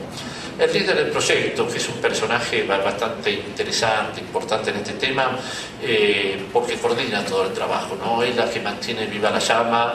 Era una persona de perfil de gestión, no médico, pero con muy buena, no tenía experiencia previa en la acreditación, salvo la acreditación con el ITAE, pero no claramente en la acreditación de la Joint Commission no existía este perfil en Argentina. Era una persona, pero venía con mucha experiencia en la administración de proyectos, había sido la persona que lideró parte de la redefinición de procesos y del trabajo con Six Sigma, y mucha capacidad de trabajar en equipo y liderar modelos de aprendizaje, mucha capacidad para formar a la gente. También una capacidad fuerte para superar obstáculos y dificultades que fueron de todo tipo, de esto no funciona, es caro, no tiene sentido, es burocrático, fue cosa de todos los días ese primer año. Y fue el nexo entre la dirección, entre nosotros y los responsables de cada capítulo, con una dedicación full time. También hay otras posiciones que yo les diría que si no la tienen, tengámoslas para empezar. Nosotros algunas pagamos el precio de estas. Primero, un responsable de calidad, ¿no? Médica y no médica, que fue naciendo, que se fue formando, que hoy está institucionalizado, que tiene un grupito de 4 personas, una enfermera, un médico, una instrumentadora y alguien de gestión. En ese entonces, tuvimos que formarlo. Responsables de recursos humanos enfocados a la capacitación y desarrollo, descripción de puestos y evaluación de desempeño. Mi perfil anterior es de otras instituciones, de director regional de recursos humanos. Este tema, les digo, es absoluta. Que cuesta en las instituciones de salud tener estos departamentos, que quizás no hay mucha, desde años anteriores, muchos antecedentes. Es uno de los temas que, como lo dijeron, transforman nuestras instituciones. No podemos pensar una institución que va a vivir un proceso de state management si no tenemos gente de recursos humanos que tenga este perfil, que pase del operativo al administrativo al desarrollo de las personas. Responsable de normas y procedimientos, porque hay que escribir muchas cosas que no estábamos acostumbrados, y también de comunicaciones entre nosotros, comunicaciones de los médicos con los no médicos, cómo se manejan las órdenes médicas desde los médicos, de la farmacia entre unos y otros, cómo manejamos las comunicaciones con nuestros pacientes, alguna idea tan elemental como que es el primer tema para prevenir procesos de mala praxis, ¿no? El comunicar con nuestros pacientes lo que se hace y cuando nos equivocamos reconocer la equivocación. Y tema de seguridad del edificio y de las personas tampoco. Esta era una función que no teníamos y en una visión de acreditación es un tema esencial. ¿Cómo se organizan los estándares? Bueno, parten primero de considerar estas metas internacionales, que son 6 metas que se alcanzan o no se alcanzan. Acá no hay amarillos, verdes o colorados, ¿no? Estas metas se cumplen, son metas que venimos trabajando intensamente desde hace un año, campañas de todo tipo, mucho de comunicación, mucho de capacitación con el médico, mucho de llegar desde la tecnología de la informática con mensajes. Acá los principales auditores son nuestros pacientes, por ejemplo en el lavado de manos. A determinados pacientes seleccionados les pedimos que nos ayuden y además hace más pasable su estancia como internado y hace algo útil, que chequee quiénes se lavan las manos, quiénes lo hacen de una forma, quiénes lo hacen de otra forma, cuándo se lavan las manos, sea adentro o afuera. Bueno, lo buscamos de aliados para este tema. Lo buscamos, algunas anécdotas también importantes de comunicación, esto de verificar la cirugía correcta, ¿no? Yo me acuerdo de un paciente, de preguntarle una vez, 2 veces, 3 veces si se viene a operar, si es de la rodilla izquierda, es de la rodilla izquierda. Claro, el paciente cuando la 4ª vez por estar en el quirófano se le pregunta nombre y apellido, y si es de la rodilla interna, grita, pero deberían saberlo a esta altura, ¿no? Y que casi... Y bueno, expliquémosle que por su seguridad que lo hacemos, y la realidad es que estas son cosas que a veces no manejamos, ¿no? Entonces hay un proceso de aprendizaje muy fuerte. Y luego vienen los capítulos, los estándares. Hay unos primeros 6, 7 estándares centrados en el paciente, muy similares a los que mencionó, quizás con una apertura un poquito más grande. La experiencia no es mía, que lo que significó evaluación de pacientes, anestesia y atención quirúrgica y manejo de uso de medicamentos es donde hemos tenido más dificultades y más problemas, donde hemos tenido que poner más esfuerzos y hoy donde quizás todavía tenemos bastante para trabajar. Si tengo que elegir de todos, el de anestesia, manejo y uso de medicamentos, hoy es el tema que más nos está costando y sabemos que es uno de los temas que más errores médicos se producen, ¿no? El segundo grupo son aquellos estándares de gestión centrados en la organización sanitaria en sí, y en este grupo, si tuviese que ver aquellos que más hemos tenido que trabajar en más esfuerzos, bueno, todo prevención y control de infecciones generó en nuestra institución un cambio radical del enfoque que teníamos, y responsables, calificaciones y educación del personal. Todo proceso de capacitación, de comunicación es muy arduo, es exigente. Uno debe apelar a todas las metodologías didácticas que tenemos, y para eso hemos tenido que incorporar gente experta en pedagogía para decir, bueno, ¿cómo llegamos a los médicos? ¿Cómo llegamos a un médico que está full time en el hospital y a otro quizás que viene, es un médico de una especialidad de poca frecuencia que viene una mañana por semana? ¿Cómo llegamos a uno y otro? ¿Cómo llegamos a la gente de limpieza y cómo llegamos al profesional más encumbrado?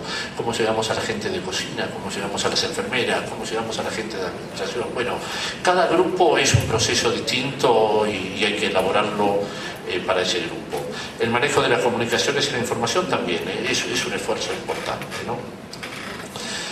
Algunos aspectos críticos, ya yendo a lo más práctico. Bueno, quirófano, la circulación, esas áreas limpias, es quizás de las inversiones más importantes que hicimos. Los quirófanos hoy, en cantidad y en calidad, no tienen nada que ver con lo que teníamos hace 2 años atrás. De 6 quirófanos, incluida una sala de partos, hoy tenemos 9 quirófanos y 3 salas de partos, con un diseño y con un área de recuperación de anestesia de 15 posiciones totalmente distinto del diseño original.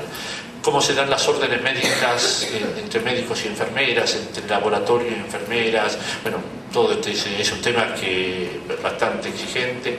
Farmacia, todos los temas de farmacia, de duplicidad, de problemas de colores, de nombres parecidos, de colores en base parecidos, nos ha llevado a presentar en la industria farmacéutica y laboratorios, pero creo que son 55 propuestas de cambios de envasado de medicamentos o nomenclaturas o diseño de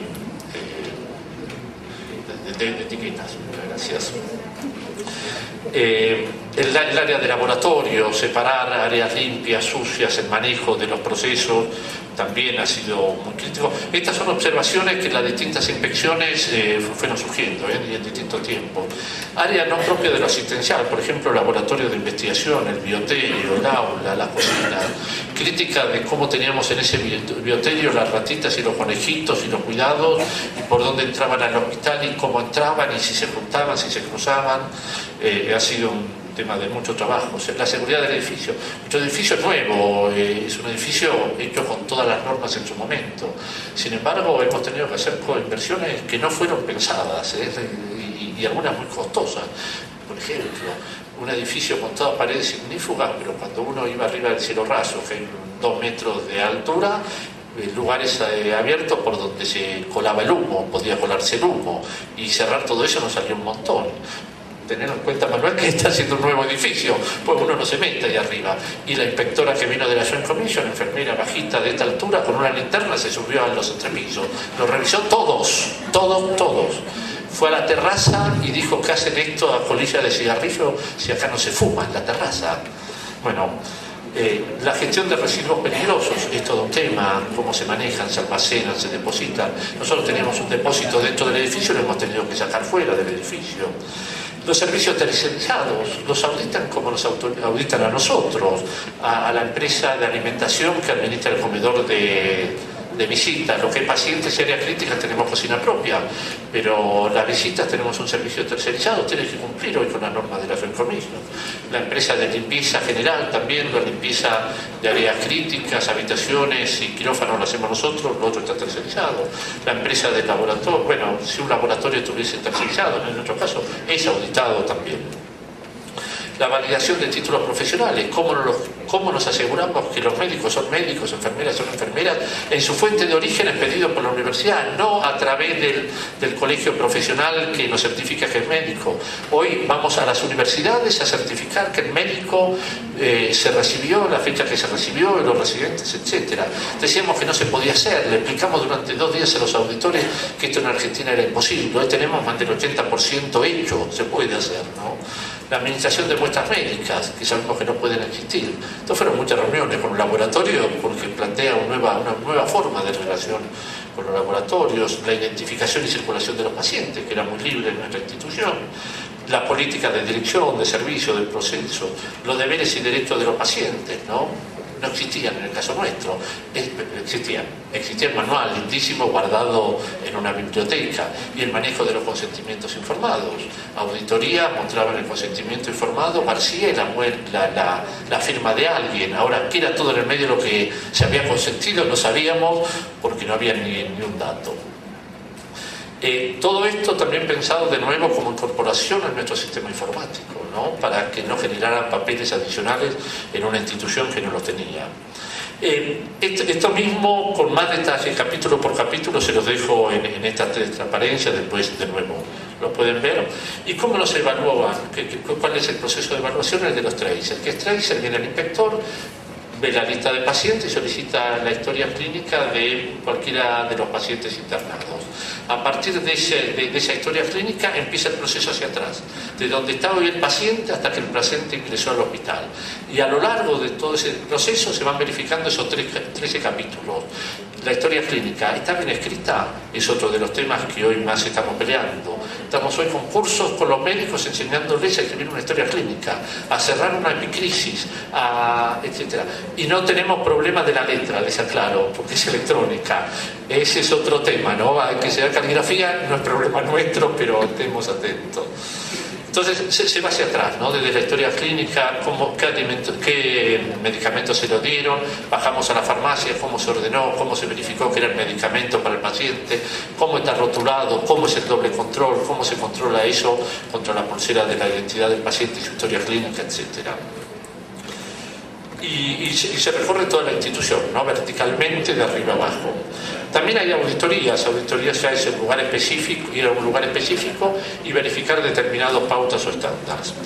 Los costos de la acreditación. Hay un grupo de 3 conceptos que son muy fáciles de saberlo, ¿no? Uno pide un presupuesto, sabe SOFI de acreditación, cuánto significan, el survey, los honorarios de consultoría y los costos de la auditoría, que son los 3 procesos que desde una institución de la Joint Commission, y las otras son similares internacionales, lo presupuestan. Esto, según la institución, puede estar entre 120.000 y 180.000 dólares a lo largo de estos 2 años.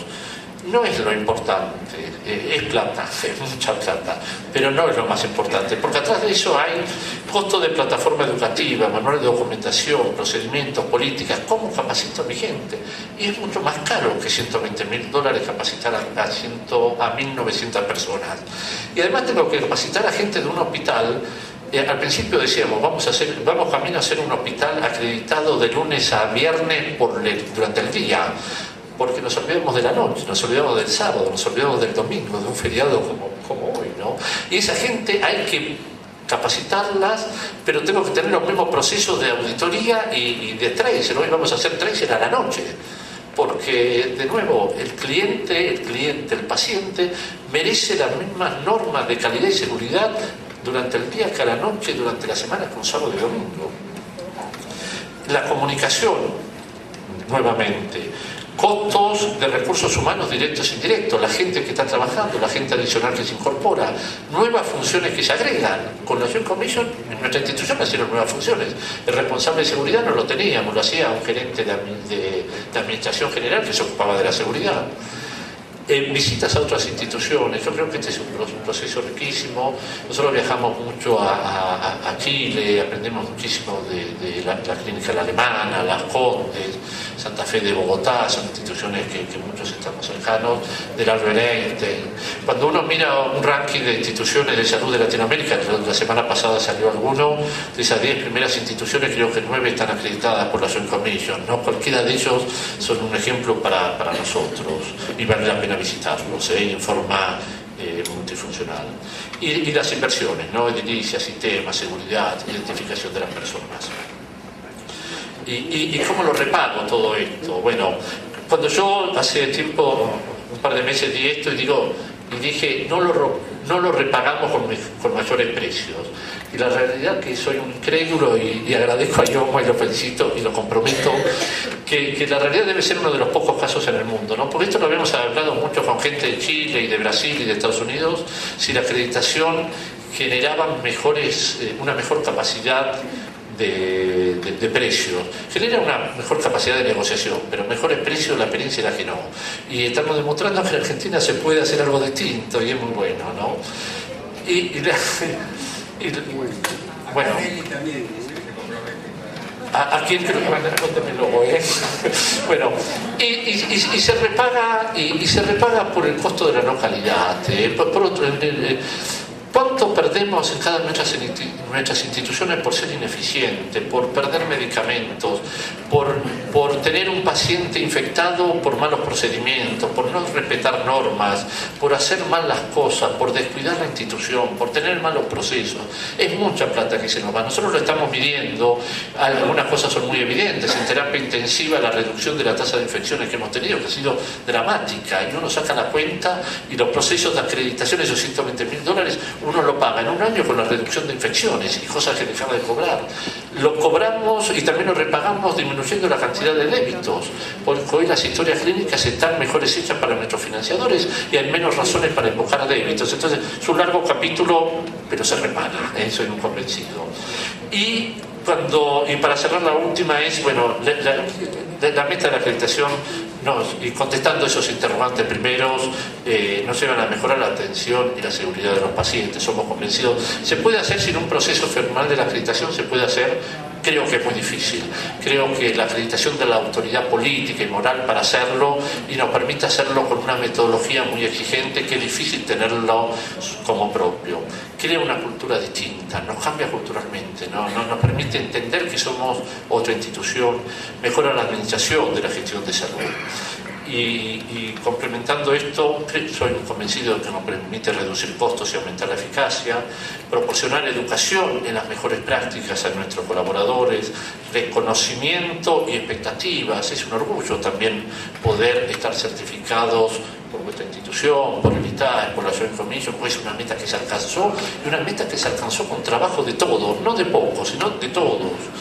Permite aumentar la confianza pública, por esto que decía, es una institución que ha hecho un esfuerzo. no que sea mejor, que ha hecho un esfuerzo por ser mejor, y hay que mantener mucho la humildad en esto. Aumentar la posibilidad de incorporación a redes internacionales y nuevos prestadores, esto es cierto.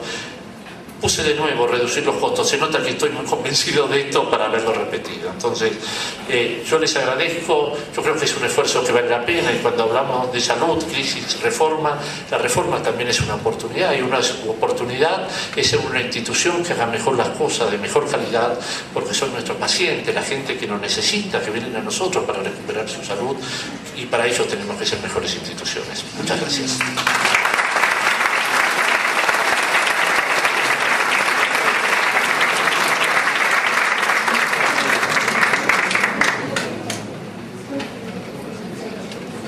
Bueno, a continuación el doctor Rafael Acevedo, abogado, que es gerente legal y técnico de la Mutual Argentina Salud, que nos va a hablar sobre todo sobre la responsabilidad médica, y es autor también del libro Error Médico. Entonces vamos a ver si aprovechamos todo lo que nos puede decir sobre la responsabilidad médica de nuestras instituciones.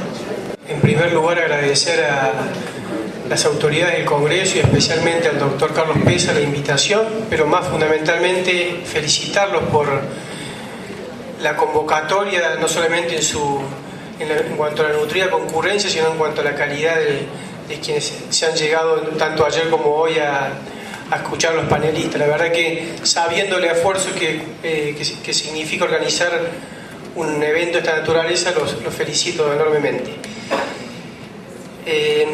A mí se me ha pedido que dedique estos 20 minutos a hablar de quizás un capítulo de la calidad, muy sensible para muchas instituciones, cuál es el de la gestión de riesgos médico-legales, y digo sensibles por las implicancias patrimoniales, institucionales y de diversa índole que tienen los conflictos en la relación médico-paciente, y fundamentalmente los reclamos indemnizatorios que los pacientes realizan cuando consideran que alguien debe pagar por el daño sufrido.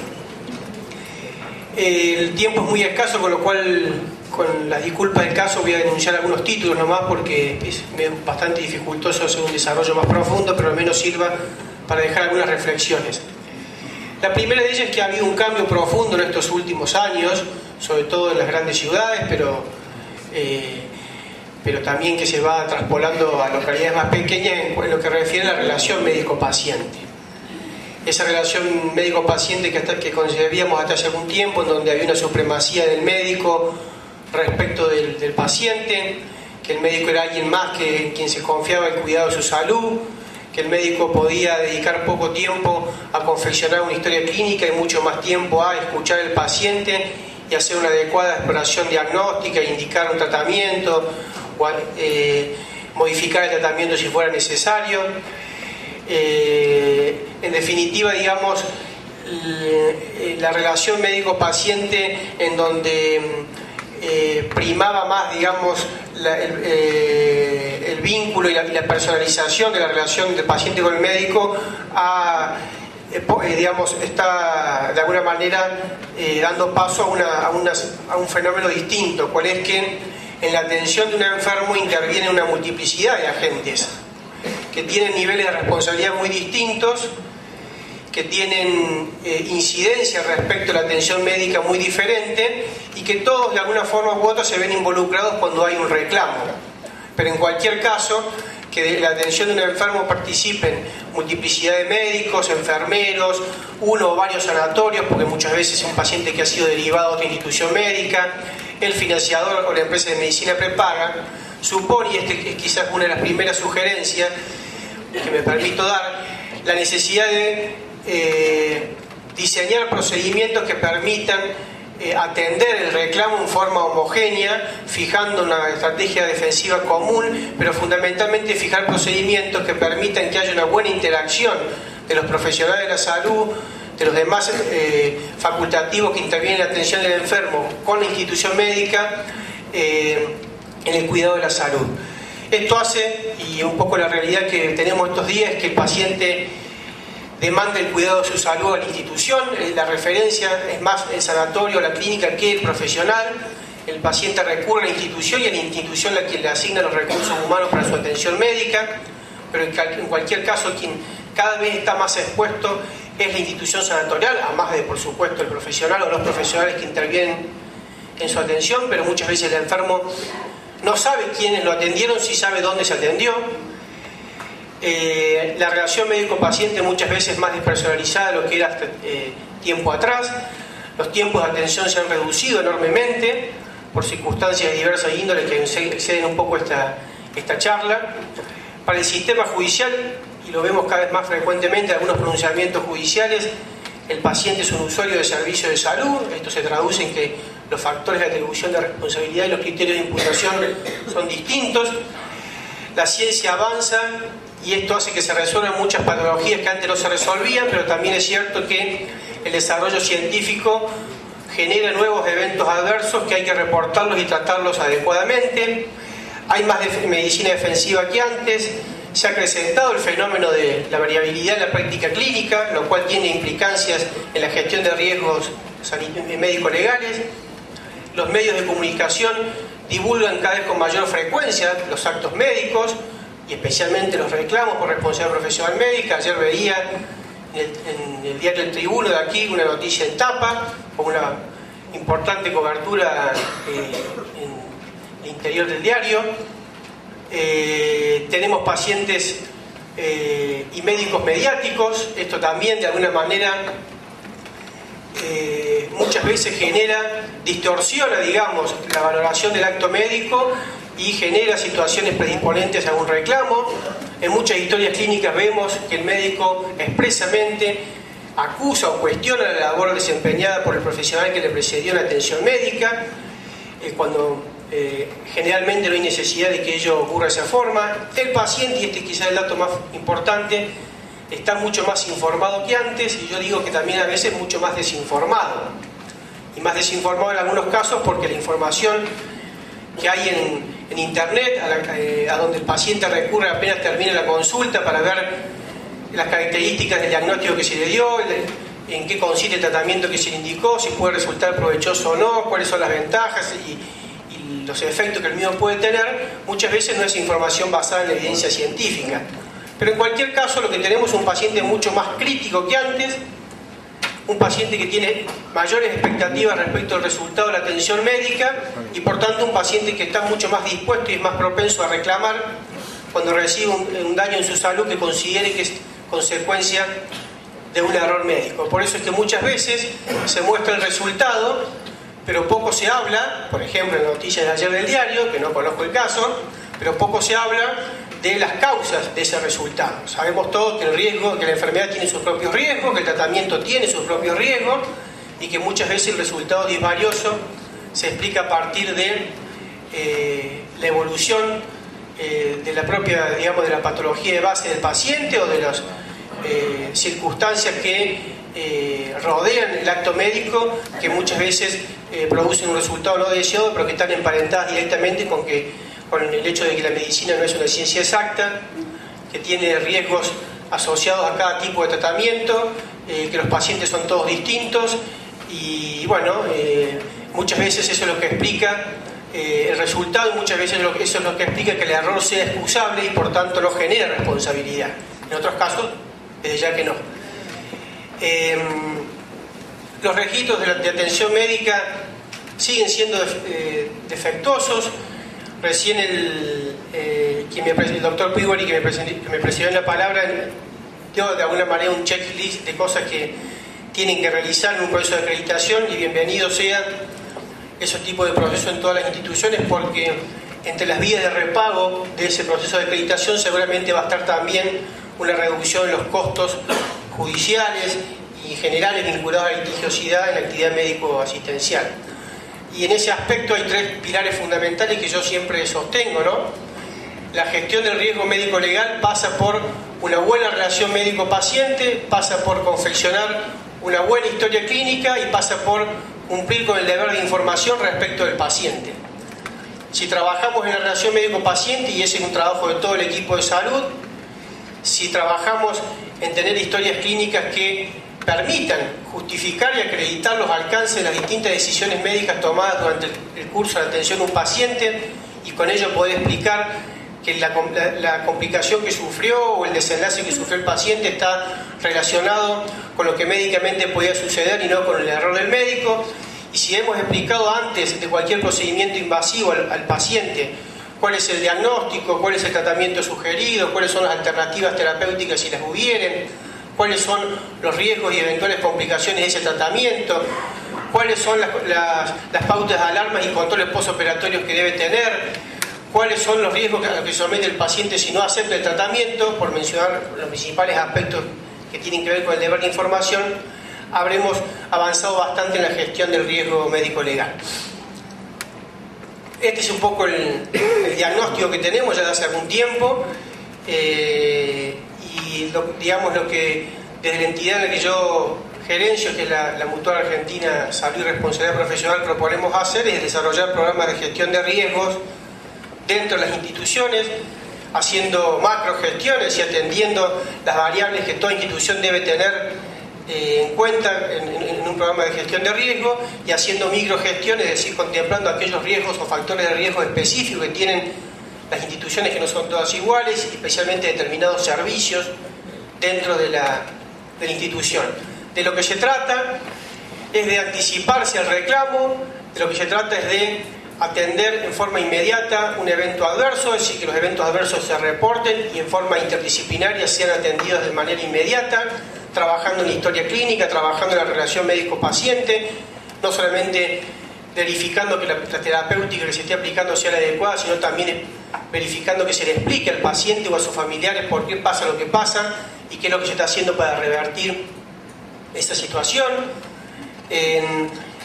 La anticipación, digamos, en definitiva, al reclamo permite que muchos eventos adversos no lleguen a un reclamo, y en los casos en que eso sí se produce, las consecuencias sean mucho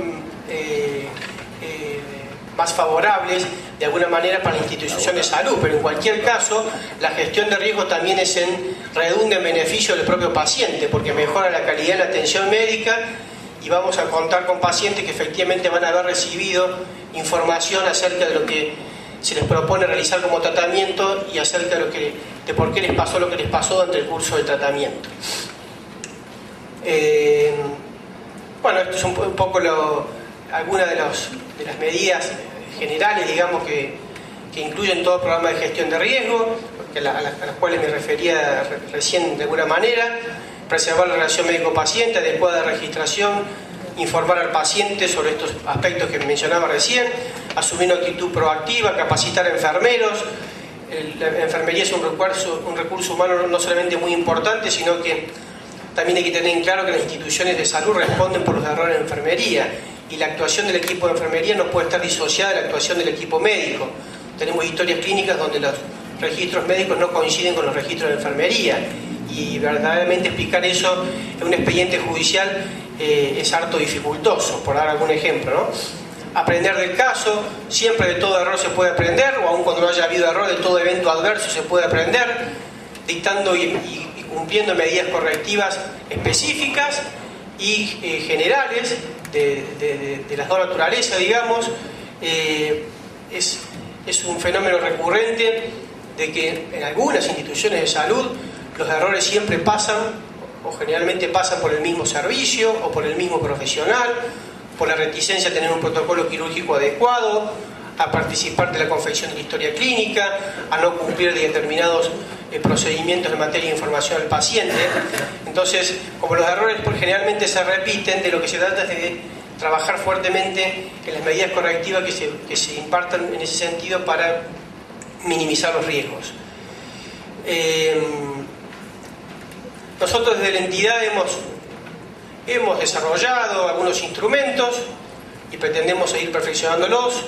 Un manual de procedimiento para la gestión del riesgo médico-legal, que más que un manual es una guía, en honor a la verdad, que contiene elementos acerca de cómo manejarse cuando ocurre un evento adverso, que contiene elementos acerca de cómo confeccionar una historia clínica que ahora debe ser única, a partir de la ley 26.529, la historia clínica dentro de cada institución es única, con lo cual Esperemos que en poco tiempo ese problema de que la historia clínica de atención ambulatoria estaba por un lado, de la historia clínica de internación por el otro y las atenciones por guardia en otro lugar, dejen de existir, porque no solamente produce muchos errores y genera serias dificultades en el funcionamiento de la institución, sino que también genera muchas dificultades para la defensa del acto médico. La atención médica es una, el paciente es uno solo, y la disociación en compartimentos estancos de la atención ambulatoria por guardia o mientras el paciente estuvo internado verdaderamente es un vicio que con esto de la historia clínica única a partir de esta normativa de alguna manera se va a ir corrigiendo. Confeccionamos ya hace algún tiempo un manual que contiene un libro que contiene guías para la redacción de consentimientos informados, esta ley 26.529, que como esta mañana decía el doctor Bassano, solamente regula derechos de los pacientes, pero no hay ninguna referencia a las obligaciones de los pacientes, por caso, cumplir el tratamiento, por caso, digamos, el principio de colaboración terapéutica que tiene a su cargo el paciente en colaborar activamente y participar activamente en el cumplimiento del tratamiento y en los controles que el médico le indique, como así también la obligación del paciente de informar acabadamente respecto a sus antecedentes de salud, de ninguna manera están regulados en esta normativa. Pero bueno, también es cierto que hay aspectos positivos y entre ellos el consentimiento informado debe ser específico para cada práctica médica, con lo cual ese formulario general que contenía un montón de riesgos, un montón de complicaciones que nada tenían que ver con el acto quirúrgico que en particular se le iba a llevar a cabo al paciente, carece de todo valor. La verdad que nunca tuvo valor, pero ahora a partir del dictado de esta ley mucho menos, ¿no? De lo que se trata es de cumplir con la obligación de informar en relación a la patología y el tratamiento que se le va a llevar a cabo a ese paciente. Y por eso nos propusimos desarrollar algunas guías tendientes a ofrecer elementos o instrumentos para que las clínicas cumplan con ello y haya consentimientos para el servicio de traumatología en los distintos tipos de prácticas o intervenciones quirúrgicas del servicio de traumatología, lo mismo en obstetricia y así sucesivamente. Editamos una revista que esta es la tapa del número que está por salir en estos días, que está en imprenta, que cumplimos 5 años, y bueno, participan de esta revista especialistas, sociedades científicas. En definitiva es un medio más para generar conciencias acerca de la importancia de desarrollar programas de gestión de riesgo y de trabajar activamente en el capítulo que debe tener toda institución de salud, cuál es el de la responsabilidad profesional médica. Editamos un libro que refiere sobre el error médico. En realidad el propósito del libro es ofrecer herramientas a las instituciones de salud y a los pacientes también acerca de cómo prevenir eventos adversos y cómo minimizar o reducir los índices de reclamos. También el libro expone de alguna manera más del capítulo jurídico que tiene que ver con las obligaciones fundamentales de los médicos, historia clínica, deber de información, la responsabilidad sanatorial, la pérdida de chance en medicina, la responsabilidad de los odontólogos y demás. Lo que tiene la obra es la exposición estadística del error a partir del análisis de 800 casos que fueron objeto de reclamo por parte de los pacientes y de 2.500 consultas preventivas que dentro de las más de 8.000 consultas que hemos atendido en estos 10 años, porque la entidad que gerencio cumple 10 años. 2.500 consultas preventivas que nos hicieron en su momento las clínicas frente a la ocurrencia de un episodio anómalo o irregular en el curso de atención médica, y a resulta de la cual recibieron de nuestra parte indicaciones acerca de cómo actuar. Y de esas 2.500 consultas preventivas, solamente, por dar ya algún dato, el 5% se transformó en reclamo, lo cual muestra en números concretos la importancia de anticiparse del error. El libro tiene muchos gráficos, digamos, he traído algunos que muestran, por ejemplo, cuáles son las especialidades más involucradas en los reclamos por responsabilidad profesional médica, qué especialidades trabajan más en la prevención y qué especialidades trabajan menos en la prevención. Por dar un ejemplo, traumatología participa del 20% de los reclamos económicos, pero solamente participa del 12% de las consultas preventivas cuando ocurre un episodio irregular en el curso de atención traumatológica, y por contraposición, obstetricia participa del 13% de los reclamos, pero participa del 17% de las consultas preventivas, es decir, que hay mayor conciencia en este aspecto, en estos especialistas acerca de la importancia de anticiparse a la queja o al reclamo y de trabajar en forma inmediata a que el paciente, la mamá o el bebé hayan sufrido una complicación. Analizamos el error según el lugar o la instancia de atención médica. Toda esta información, por supuesto, que está a su disposición más desagregada, de forma más desagregada, pero el tiempo me obliga a pasar rápido. Identificamos dentro de esos 800 casos cuántos errores evitables hubo. Insisto, son 800 casos donde el paciente ejerció una acción contra los profesionales o instituciones de salud. De esos 800 casos, en realidad hubo errores evitables en el 37% de los casos, que es la suma de 210 más 92, y el desagregado es porque el 26% se corresponde con errores cometidos por los médicos, específicamente en la actuación médica, y el 11,5% en realidad se corresponde a falencias o fallas en la institución sanatorial, que son las que produjeron un daño en la salud del paciente. Y allí se circunscribe fundamentalmente infecciones intrahospitalarias, caídas de la cama y quemaduras por desperfectos en los equipos médicos, que representan el 70% de los errores evitables y atribuibles a la institución, que están identificados allí como los 22 casos. Analizamos el error en el tratamiento y las patologías que más involucradas estaban en el error del tratamiento, lo mismo en el diagnóstico, que aquí no traje el cuadro, las consecuencias del error médico, cuándo el error produjo una lesión y cuándo no. De los 800 pacientes que reclamaron, el 8% de los pacientes no sufrió ninguna complicación médica, igualmente reclamó, lo cual muestra la importancia de trabajar fuertemente en la relación médico-paciente, porque en muchos casos pasó por eso el reclamo, pero saben todos ustedes que el reclamo genera costos a la institución sanatorial, aun cuando el juicio se gane. La institución igualmente pagará las costas del juicio, aunque resulte gananciosa, con lo cual todo reclamo, todo lo que se haga en orden a prevenir reclamos implica un ahorro directo de recursos económicos. Y el 21% de los pacientes que reclamó sufrió complicaciones, pero quedó sin secuelas, pese a lo cual igualmente reclamó. Analizamos el error en 6 especialidades médicas: obstetricia, traumatología, cirugía general, anestesiología, enfermería está incluida y clínica médica, y lo analizamos desde esta óptica. ¿Qué tipos de errores se cometieron dentro de esta especialidad? En este caso traje el cuadro de obstetricia.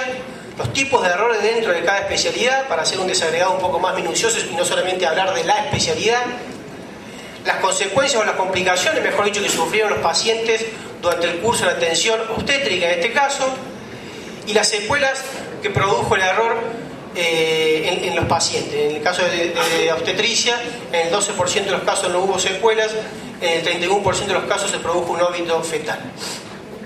Analizamos también el error del paciente, porque así como los médicos cometen errores, también los pacientes cometen errores.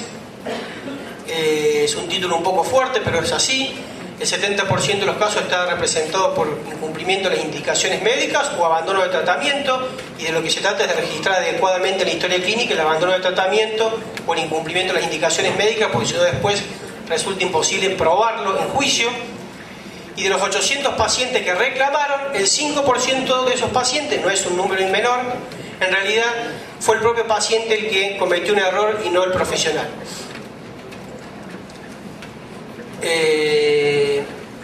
Después hay un capítulo referido a los índices de reclamos y a los montos reclamados. La conclusión general es que un arreglo en juicio cuesta la mitad que una sentencia, por hacer un redondeo, si se me permiten, que las cifras exactas están en el cuadro, y un arreglo prejudicial cuesta la mitad que un arreglo en juicio. Con lo cual, cuando se produce un evento adverso, se evalúa el caso, se llega a la conclusión de que puede haber responsabilidad, o no habiendo responsabilidad, se llega a la conclusión de que judicialmente el resultado puede ser adverso. Todo lo que se haga en pos de conciliar ese reclamo tendrá como resultado una conciliación por valores muy inferiores a lo que resulte ser ese mismo reclamo en un juicio, y ni que hablar si se produce una sentencia judicial adversa. Algunos otros resultados pasan porque los juicios duran, sin contar la instancia extraordinaria, es decir, el Tribunal Superior o la Corte Suprema en el caso de la Ciudad de Buenos Aires, 5 años. El 95% de las demandas tramitan con beneficio de litigar sin gastos, lo cual supone que no solamente los montos de demanda estén exacerbados, sino que a las clínicas les cuesta entre un 5 y un 12% todo juicio que se gana. 292.000 pesos es el monto global promedio reclamado y 468.000 pesos si lo llevamos eso a los juicios exclusivamente. Lo de los montos de valores acordados, lo que les mencionaba recién. El incidente o la consulta preventiva o el evento adverso, mejor dicho, atendido en forma preventiva y transformado en un reclamo cuesta el 40% menos que ese mismo reclamo en una instancia prejudicial a través de un proceso de mediación previa. Y el arreglo en juicio oscila el 46% del monto promedio de una condena. Es lo que me refería recién cuando hablaba de la mitad. Y el 18% de las demandas, según el análisis que hicimos, prospera. El 82% de las demandas no prosperan, pero eso hay que agregarle que más de un 20% de los reclamos se arreglan en instancia prejudicial o durante el curso de un juicio, con lo cual supera el 35%, cifra muy aproximada al índice de errores evitables que veíamos precedentemente. Quizá como reflexión final, este gráfico seguramente hablar con el médico no siempre es lo que produce la cura del paciente. Sería una ingenuidad pensar que siempre eso es así, pero sí me permito decirle que hablar con el paciente lo que sí seguramente cura en muchos más casos es la posibilidad de que se generen condiciones para un reclamo. Muchas gracias.